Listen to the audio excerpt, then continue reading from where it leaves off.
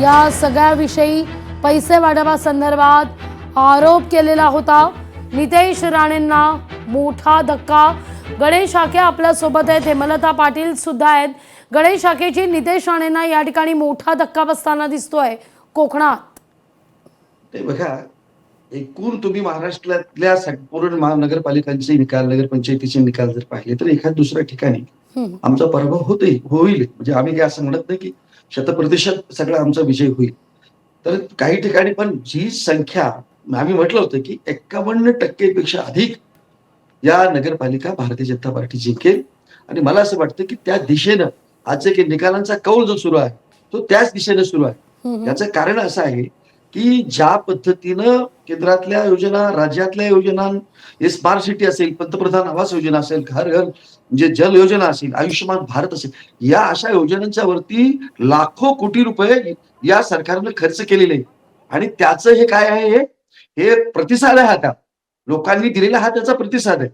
आणि पुढे सुद्धा यांनी 60 वर्ष यांची सत्ता होती। एखाद्या गावामध्ये एखादं नाट्यगृह नाही, नगर परिषदेचं एखादं साधा नानी पार्क नाही, वाचनालय नाही, म्हणजे व्यायामशाळा नाही, क्रीडांगण नाही। अरे 60 वर्ष केलं काय तुम्ही?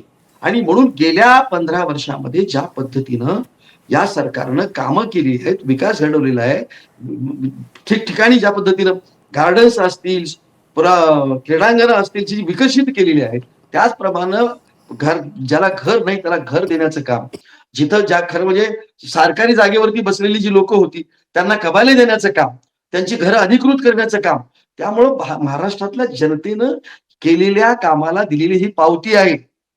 हे कुठल्याही पद्धतीच्या अशा हे जे सांगतात, आरोप करतात ना की की पैसे देणं, वेगळ्या वेगळ्या पद्धतीचे काही आरोप करतात। आता बरं आहे की ईव्हीएम वरती ते काही बोलत नाहीयेत, पण हा सगळा जो काही म्हणजे निकाल आहे तो विकासाला दिलेला प्रतिसाद आहे। आणि महाराष्ट्रातल्या जनतेचं खरं लाख लाख मी आभार मानतो की आता जनता शुद्ध झालेली आहे। यापूर्वी ज्या पद्धतीनं कोणीतरी जातीपातीचं राजकारण करायचं, धर्माचं राजकारण करायचं, भारतीय जनता पार्टीवरती म्हणजे आरोप करायचे, जातीपातीचे धर्माचे आरोप करायचे आणि लोकांची दिशाभूल करायचं, आता जनता म्हणजे अत्यंत जागृत झालेली आहे। एक महत्त्वाची बातमी समोर येते या ठिकाणी खडसेंसंदर्भात ही महत्त्वाची बातमी आहे। केंद्रीय मंत्री रक्षा खडसे आणि एकनाथ खडसे यांना मोठा धक्का मानला जातोय। शिवसेनेच्या संजना पाटील 2561 मतांनी या ठिकाणी विजयी झालेल्या आहेत। भाजप उमेदवाराचा पराभव झालेला आहे। या घडीची महत्त्वाची ही बातमी, खडसेंना मोठा धक्का हा मानला जातोय। एकनाथ खडसे आणि रक्षा खडसेंना एक मोठा दणका। शिवसेनेच्या संजना पाटील 2561 मतांनी विजयी होताना दिसत आहेत। हाकेची नाही, कसं मी म्हटलं तुम्हाला सुरुवातीला सांगितलं की आम्ही ह्या निवडणुकीमध्ये प्रचार करताना सुद्धा आमच्या सगळ्याच नेत्यांनी, मग म्हणजे माननीय देवेंद्रजी फडणवीस असतील, बावनकुळे साहेब असतील, किंवा आमच्या पक्षाचे अध्यक्ष रवींद्र चव्हाणजी असतील, आम्ही लोकांवरती आरोप केले नाही किंवा लोकांचा ते कोण किती नालायक आहे हे आम्ही सांगितलं नाही। आम्ही फक्त काय विकास केला आणि आम्ही कशा पद्धतीने विकास करणार आहोत, आमचा विकासाचा अजेंडा काय आहे, आमचा मास्टर प्लॅन, आमचा म्हणजे डेव्हलपमेंट प्लॅन काय आहे पुढच्या प्रत्येक शहराचा, हा लोकांच्या समोर आम्ही ठेवला। सांगितलं की येत्या 5 वर्षामध्ये तुमच्या शहराचा चेहरामोहरा बदलू, एक चेहरामध्ये आदर्शाच्या स्वरूपाचं एक मॉडेल आम्ही तुमच्या शहराला आम्ही देऊ। मग एमआयडीसी सारख्या गोष्टी असतील, तिथं अनेक ठिकाणी एमआयडीसी नाहीये, त्या एमआयडीसी तिथं निर्माण करू, तिथं स्थानिक लोकांना रोजगार देऊ। या सगळ्या गोष्टींच्या मुळे आम्हाला भारतीय जनता पार्टीला आणि महायुतीला ह्या महाराष्ट्रातल्या जनतेने दिलेला हा कौल आहे।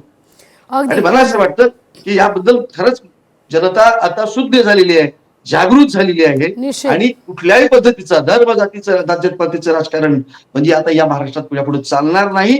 विकासाच्या मुद्द्यावरती लोक त्या आपल्या भारतीय जनता पार्टी सारख्या म्हणजे पक्षाकडे निवडणुकीच्या निकालामध्ये हाकेजी काय चित्र आहे आपण पाहूया। भाजप 127, शिंदेची शिवसेना 53, राष्ट्रवादी 32, अजित पवार यांची काँग्रेस 36, तर ठाकरेंची शिवसेना 8, शरद पवार यांची राष्ट्रवादी 8, तर इतर 23 जागा माझे सहकारी शुभम शिंदे देखील स्टुडिओमध्ये माझ्या समवेत उपस्थित।